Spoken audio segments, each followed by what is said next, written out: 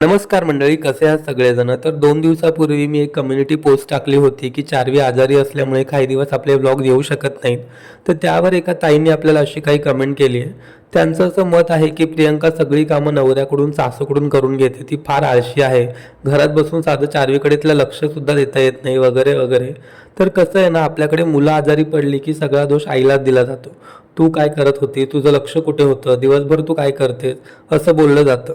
तो आपल्या समाजाचा प्रॉब्लेमच आहे, त्यामुळे त्या ताईंना वेगळा दोष देणार नाही मी त्याबद्दल. पण घरात स्वयंपाकाव्यतिरिक्त धुणी, भांडी, केर, लादी ही सगळी कामंसुद्धा असतात, हे कदाचित त्या ताईंना माहीतच नाही. नवरा कामावर गेल्यावर आणि तो कामावरून येईपर्यंत अख्खा दिवस बाईला कामासाठी पुरत नाही, हे मी वेगळं सांगायची काय गरज आहे.